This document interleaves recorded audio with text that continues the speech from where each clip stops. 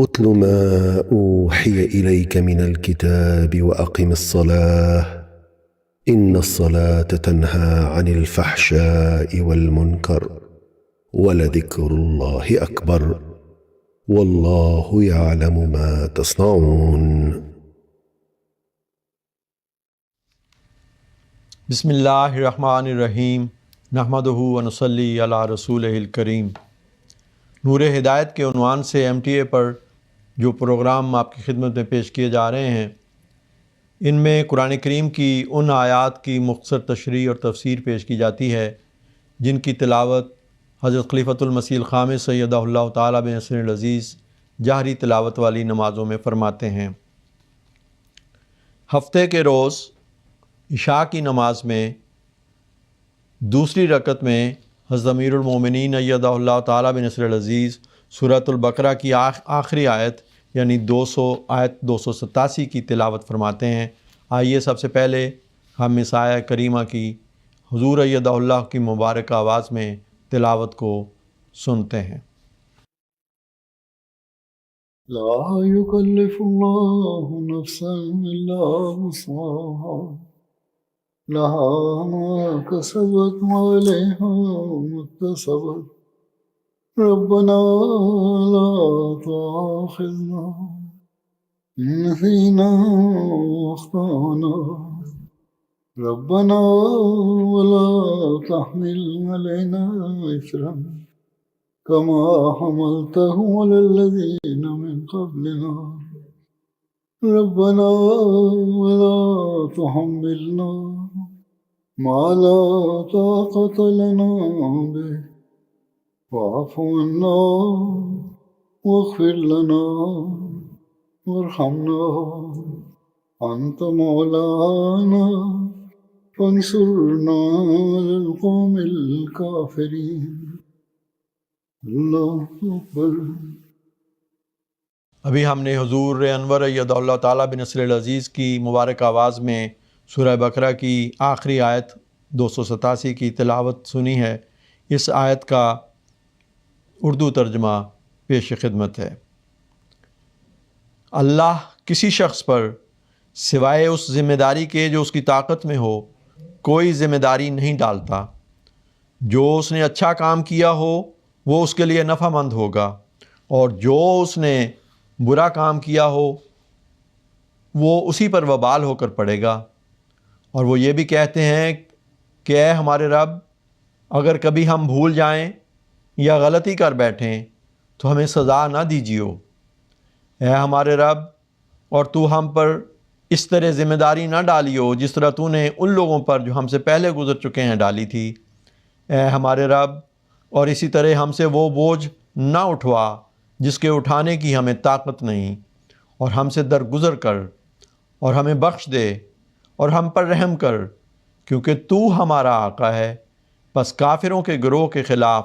ہماری مدد کر.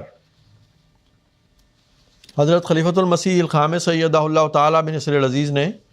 اپنے خطبات میں مختلف مواقع پر اس آیت کریمہ کے حوالے سے بھی تشریح اور تفسیر بیان فرمائی ہے. ان میں سے بعض باتیں آپ کی خدمت میں پیش کرتا ہوں. ایک تو حضور نے بیان فرمایا کہ لسان العرب میں ایک حدیث بیان کی ہے کہ من قرأ الآیتین من آخر سورۃ البقرۃ فی لیلۃ کفتاہ اے اغنتاہ عن قیام اللیل، کہ جس نے رات کے وقت سورۃ البقرہ کی آخری 2 آیتیں پڑھیں تو وہ اس کے لیے کافی ہوں گی، یعنی وہ دونوں آیات رات کے قیام سے اسے مستغنی کر دیں گی. حضور فرماتے ہیں کہ بعض نے اس کے یہ معنی کیے ہیں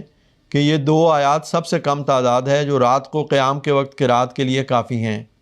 اسی طرح بعض نے یہ معنی کیے ہیں کہ یہ دونوں آیات شر کے مقابلے پر کافی ہیں اور مکروہات سے بچاتی ہیں. آپ فرماتے ہیں اگر ان پر غور کیا جائے اور ان آیات کے معنی ہر ایک پر واضح ہوں تو ان آیات میں بہت ساری باتیں آ جاتی ہیں. اس میں دعائیں بھی ہیں اور شر سے بچنے کے راستے بھی بتائے گئے ہیں اور ایمان میں پختگی کے راستے بھی بتائے گئے ہیں. اس حدیث کے حوالے سے بعض سوال اٹھ سکتے ہیں کیونکہ اس سے بعض دفعہ یہی معنی ظاہر ہوتے ہیں کہ پڑھ لیا تو کافی ہو گیا. اس لیے اس وقت میں ان آیات کے حوالے سے کچھ وضاحت کروں گا. اور سورہ بقرہ کی آخری 2 آیات جو ہیں وہ یعنی اس آخری آیت سے پہلے والی آیت آمن الرسول بما انزل الیہ من ربہ والمؤمنون سے والی ہے، جو سورۃ البقرہ کی آیت 286 ہے۔ لیکن اس وقت ہم اس سورۃ البقرہ کی آخری جو آیت ہے، آیت 287، اس کے حوالے سے بعض باتیں آپ کے سامنے رکھیں گے۔ حضور ایدہ اللہ تعالیٰ بنصر العزیز نے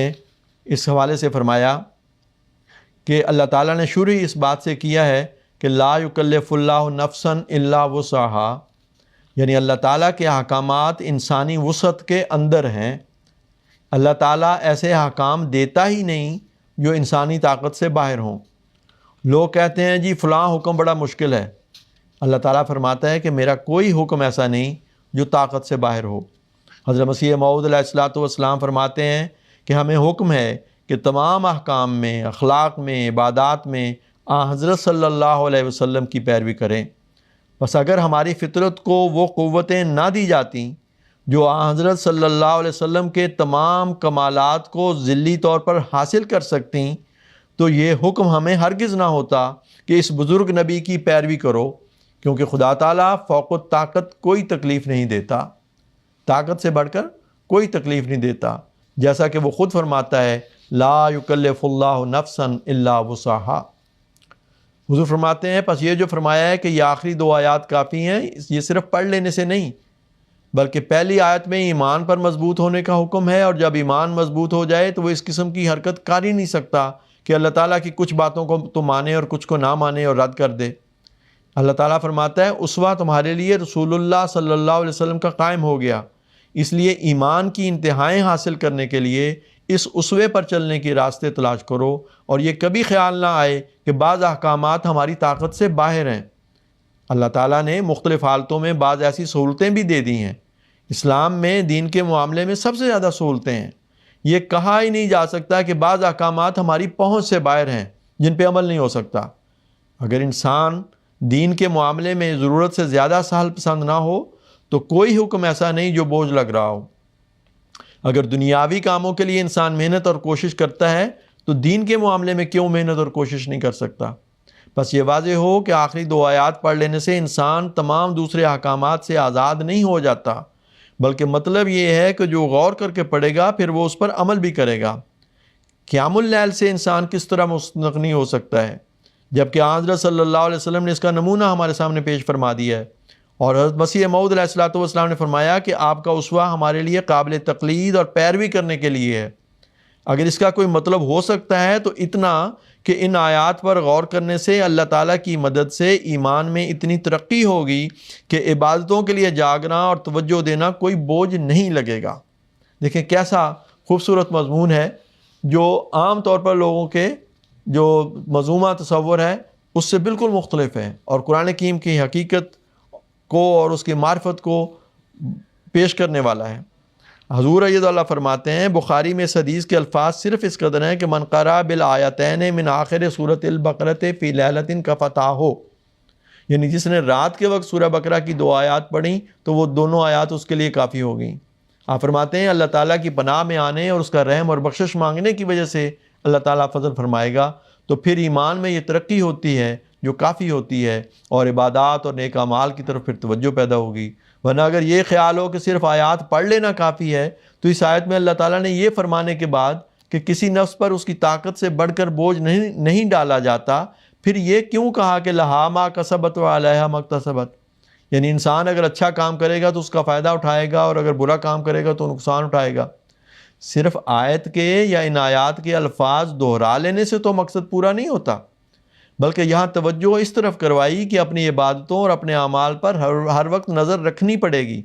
اور جب یہ توجہ ہوگی تو اللہ تعالیٰ کے پیار کی نظر بھی اپنے بندے پر پڑے گی۔ اللہ تعالیٰ کے بندے کی ایمان میں ترقی اسے اللہ تعالیٰ کے قریب کر رہی ہوگی اور اس کی بخشش کا سامان کرے گی، نہ کہ پھر جس طرح عیسائی کہتے ہیں اس کو کسی کفارے کی ضرورت ہوگی۔ بس روزانہ پھر جس طرح یہ آیت پڑھنے سے نیکیوں کے کمانے کی طرف توجہ رہے گی، ایک مومن رات کو جائزہ لے گا کہ کون کون سی نیکیاں میں نے کی ہیں اور کون کون سی برائیاں کی ہیں، پھر اگر نیکیوں کی زیادہ توفیق ملی ہوگی، اگر شام نے یہ گواہی دی ہوگی کہ تم نے ڈرتے ڈرتے دن بسر کیا، تو شکر گزاری کے جذبے کے تحت ایک مومن پھر اللہ تعالیٰ کے حضور مزید جھکے گا. اور ایک مومن کو کیونکہ نفس کے دھوکے کا بھی خیال رہتا ہے، اس لیے وہ پھر خدا تعالیٰ سے یہ عرض کرتا ہے کہ اگر میرا جائزہ جو میں نے شام کو لیا ہے نفس کا دھوکہ ہے تو پھر بھی مجھ پر رحم کر اور بخش دے اور مجھے نیکیوں کی توفیق دے. اور اگر کھلی برائیاں سارے دن کے اعمال میں نظر آ رہی ہیں تو پھر بھی اللہ تعالیٰ کے حضور بخشش اور رحم کے لیے ایک مومن جھکتا ہے.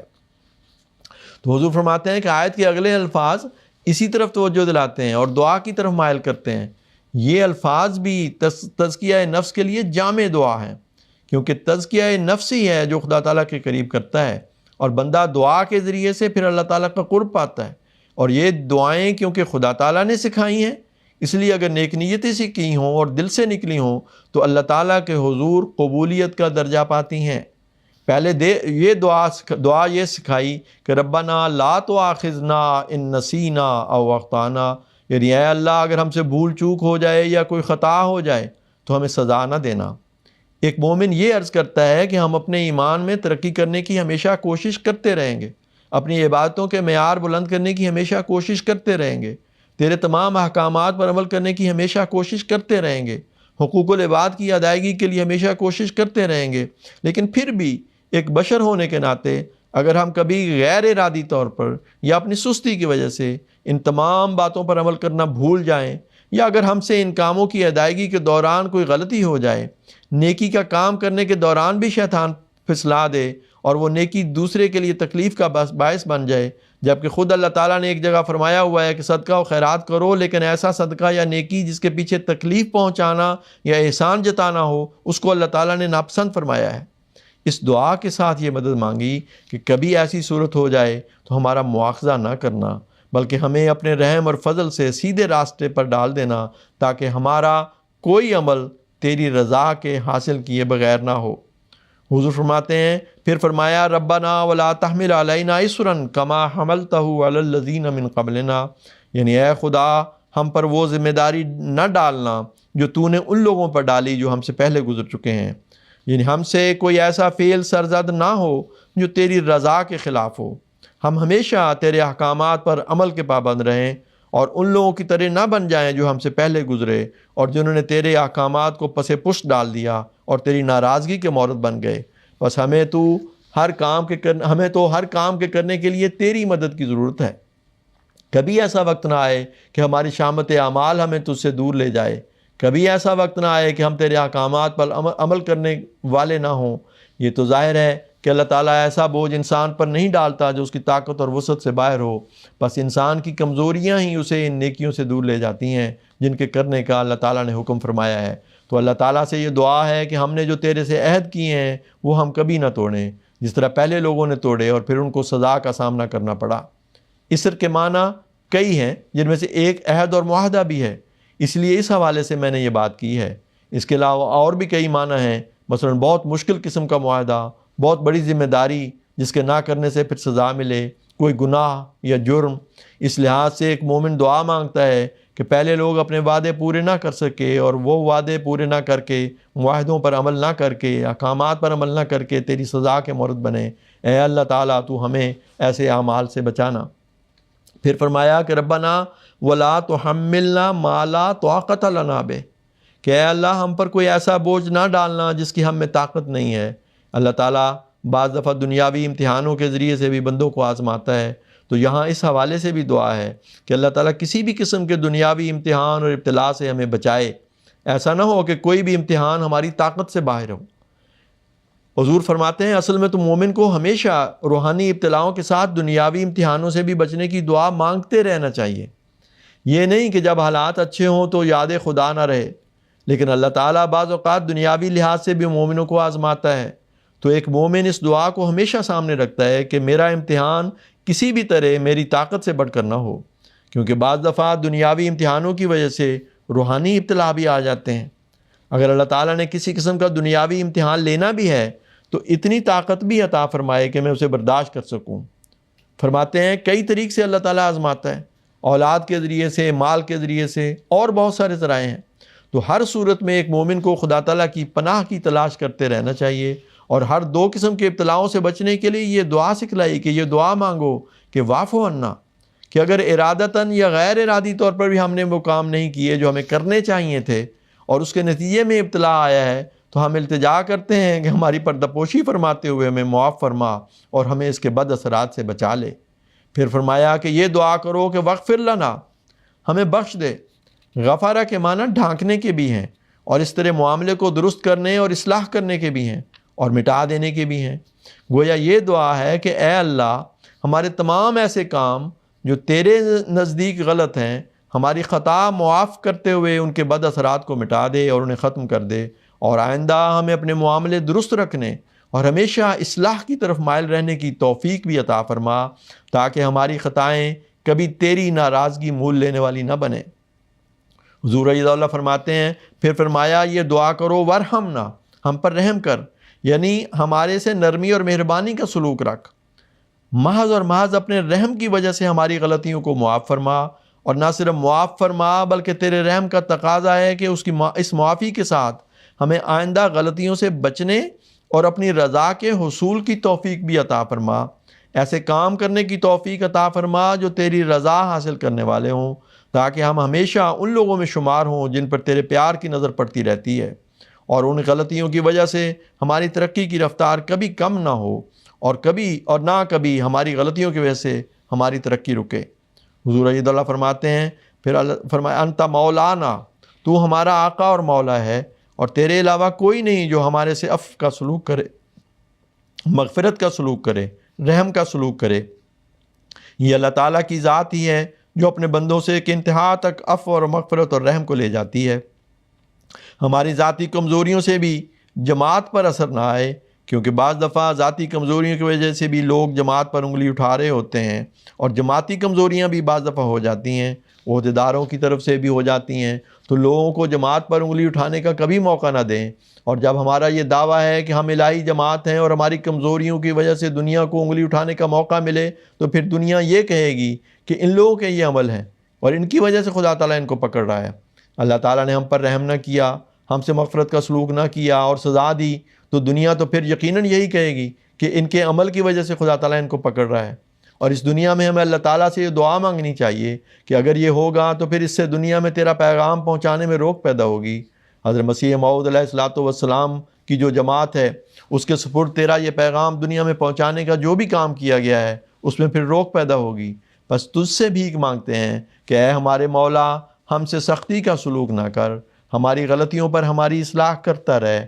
اور ہمیں سیدھے راستے پر چلاتا رہے، اور فانصرنا علی القوم الکافرین، کافروں کے خلاف بھی ہمیشہ ہماری مدد کرتا رہے اور ان پر ہمیں غلبہ عطا فرما۔ ہم تو کمزور ہیں، یہ غلبہ تیرے فضل اور ہم پر تیری خاص نظر سے ہونا ہے، اس لیے ہمیں انفرادی طور پر بھی اور من حیث الجماعت بھی ان لوگوں میں شامل رکھ جو تیرے خاص انعام اور پیار کے ہمیشہ مورد بنے رہتے ہیں۔ اپنے فضل سے ایک امتیاز ہم میں اور ہمارے غیر میں پیدا کر دے، تاکہ ہمارے مادی معاملات بھی اور ہمارے روحانی معاملات بھی تیرا تقوی اور تیرا خوف دل میں لیے ہوئے انجام پانے والے ہوں، تاکہ جس مقصد کے لیے ہم نے حضرت مسیح موعود علیہ السلام کو قبول کیا ہے وہ مقصد حاصل کرنے والے بن سکیں۔ حضور رضی اللہ فرماتے ہیں، جب یہ سوچ لے کر ہم آخری دو آیات کو پڑھیں گے تو ہمارا قبلہ بھی پھر صحیح رخ پر رہے گا، اور ہم ان آیات کی برکات سے فیض پانے والے ہوں گے، ورنہ صرف الفاظ کو پڑھ لینا تو کوئی فائدہ نہیں دیتا، نہ ہی یہ کافی ہو سکتا ہے۔ بے شک قرآنی الفاظ میں برکت ہے، لیکن یہ برکت نیک دل کو ملتی ہے۔ اگر دل میں نیکی نہیں تو جس طرح نمازیں بعض نمازیوں کے منہ پر ماری جاتی ہیں، اسی طرح اس قرآن پڑھنے والے کو جھوٹا کر کے اس کے اوپر الٹا دیا جائے گا۔ حضور رضی اللہ فرماتے ہیں، یہ آیات اس لیے کافی ہیں کہ انسان کا ایک مکمل جائزہ اپنے سامنے آ جاتا ہے، جیسے کہ میں نے پہلے بھی کہا تھا کہ اس میں ایمان بھی ہے، دعائیں بھی ہیں، نیک اعمال بجا لانے کی طرف توجہ بھی ہے۔ تو اصل میں حدیث کا مطلب یہ ہے کہ جب ایک بندہ اس طرح پر اپنی زندگی گزارنے کی کوشش کرتا ہے تو عملاً یہ اظہار کر رہا ہوتا ہے کہ میرے لیے سب کچھ اللہ تعالیٰ کی ذات ہے، اور پھر ایسے شخص کے لیے حضرت صلی اللہ علیہ وسلم نے ضمانت دی ہے کہ ان آیات کا نازل کرنے والا اس بندے کے لیے کافی ہو جاتا ہے، اس کو برائیوں سے بچاتا ہے، نیکیوں کی توفیق دیتا ہے، اس میں قناعت پیدا کرتا ہے، اس کے ہم و غم میں اسے تسلی دیتا ہے، اسے شیطان سے محفوظ رکھتا ہے۔ اللہ تعالیٰ ہمیں حقیقی معنوں میں ان آیات کو سمجھتے ہوئے ان کا حق ادا کرنے کی توفیق عطا فرمائے۔ ایک اور موقع پر پھر حضور نے اسی آیت کے مختلف مضامین پر روشنی ڈالتے ہوئے فرمایا کہ اسلام کی یہ خوبی ہے کہ وہ احکامات جو انسان کی طاقت اور استعدادوں کے مطابق ہیں دے کر ہر ایک کو اپنے اعمال کے مطابق جزا سزا کا ذمہ دار ٹھہراتا ہے، اور خلاف عقل یہ نظریہ پیش نہیں کرتا کہ ایک معصوم نبی کو تورات کی تعلیم کے مطابق لعنتی موت مارا کہ قیامت تک آنے والے لوگ غلطیاں کرتے رہیں، گناہ کرتے رہیں، خدا تعالیٰ کی عبادت سے غافل رہیں، تب بھی کوئی فکر کی بات نہیں ہے، کیونکہ ایک معصوم نبی اور اللہ تعالیٰ کا فرشتہ ان کے ان گناہوں کے لیے لعنتی موت قبول کر چکا ہے۔ لیکن قرآن کریم میں خدا تعالیٰ کا کیا فطرت کے مطابق اور حکیمانہ ارشاد ہے کہ اللہ تعالیٰ کے احکام ہر ایک کی کمزوریوں اور صلاحیتوں کے مطابق ہیں،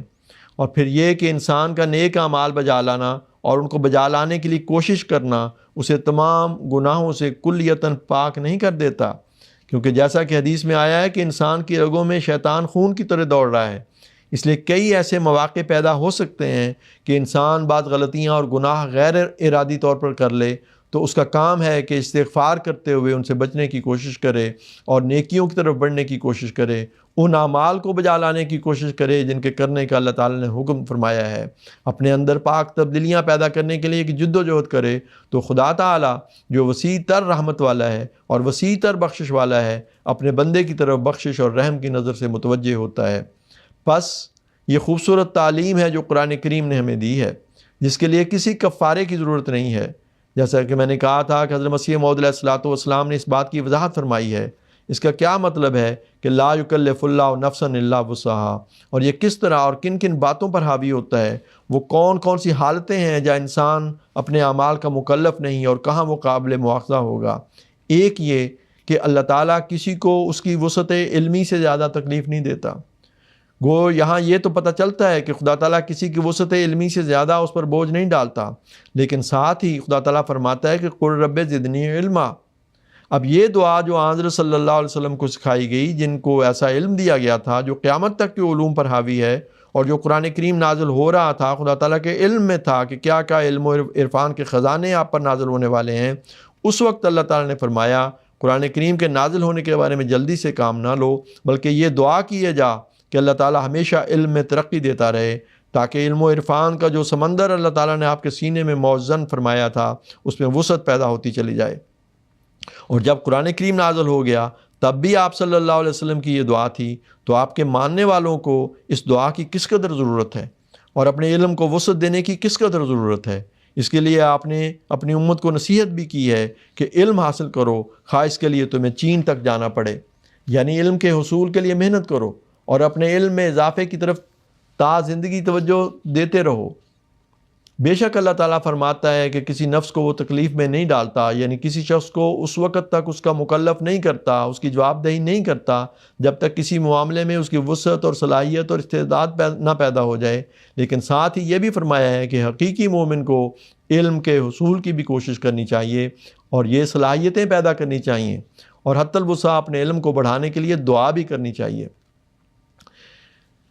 تو اس پہلو سے حضور ایدہ اللہ نے بڑی تفصیل سے اس کے مختلف پہلوؤں کو بیان فرمایا ہے، اور فرماتے ہیں کہ پس یہاں لا یکلف اللہ نفسا الا وسعہا سے مطلب ہے اپنی تمام تر صلاحیتوں کے ساتھ علم کے حصول کی کوشش کرو۔ اگر تم یہ کوشش کرتے رہو گے تو اللہ تعالیٰ کی رضا حاصل کرتے رہو گے، کیونکہ وسعت علمی کی وجہ سے، یعنی اس علم کی وجہ سے جو خدا تعالیٰ کی پہچان کی طرف مائل کرتا ہے، اللہ تعالیٰ کی ذات کا ادراک بڑھاتا ہے، اور اس ادراک کی وجہ سے ایک انسان اللہ تعالیٰ کے آگے جھکنے والا بنتا ہے، جیسا کہ اللہ تعالیٰ قرآن کریم میں فرماتا ہے کہ انما یخشی اللہ من عبادہ العلماء، کہ یقیناً حقیقت یہی ہے کہ اللہ کے بندوں میں سے صرف علماء اس سے ڈرتے ہیں۔ بس علم میں اضافہ دل میں خشیت پیدا کرتا ہے۔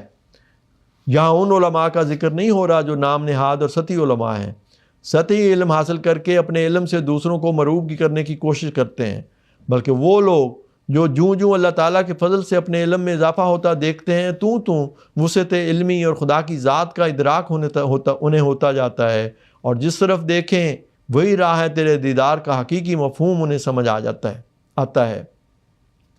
حضور فرماتے ہیں یہ حقیقی مفہوم جو ایک عالم کو سمجھ آتا ہے وہ اللہ تعالیٰ کے آگے جھکتا ہے، اور تب پتہ چلتا ہے کہ علمی لحاظ سے لا یکلف اللہ نفسا الا وسعہا کا حقیقی مطلب کیا ہے۔ آپ فرماتے ہیں دوسری بات جو حضرت مسیح علیہ السلام کے اس اقتباس سے میں نے اخذ کی، جو آپ نے بیان فرمائی کہ لا یکلف اللہ نفسا الا وسعہا کہہ کر اللہ تعالیٰ نے انسانوں پر واضح فرما دیا ہے کہ اللہ تعالیٰ وہی عقیدے پیش کرتا ہے جن کا سمجھنا انسان کی حد استعداد میں داخل ہے، تا اس کے حکم تکلیف ما لا یطاق میں داخل نہ ہوں، یعنی طاقت سے بڑھ کر نہ ہوں۔ تو یہاں سے پھر حضور نے ایک اور مضمون کی طرف قرآن کریم کی روشنی میں اور حضرت صلی اللہ علیہ وسلم کی حدیث کی روشنی میں بڑی تفصیل سے ذکر فرمایا ہے۔ ایک لمبا مضمون ہے جس کا حضور نے اپنے خطبے میں اس کو بیان فرمایا ہے۔ ہمیں چاہیے کہ ہم ان اصل خطبات تک پہنچیں اور ان کو پڑھیں اور ان کا مطالعہ کریں، اور اس طرح قرآنی حقائق اور معارف سے ان آیات کریمہ کے معنی اور مطالب سے پوری طرح آگاہ ہوتے ہوئے اس کے تقاضوں کو پورا کرتے ہوئے اپنی زندگیوں میں پاک تبدیلیاں کرنے والے اور قرآنی انوار سے اپنے سینوں کو منور کرنے والے ہوں۔ اللہ تعالی ہمیں اس بات کی توفیق عطا فرمائے۔ اتل ما اوحی الیک من الکتاب واقم الصلاة ان الصلاة تنهى عن الفحشاء والمنکر ولذکر اللہ اکبر واللہ یعلم ما تصنعون۔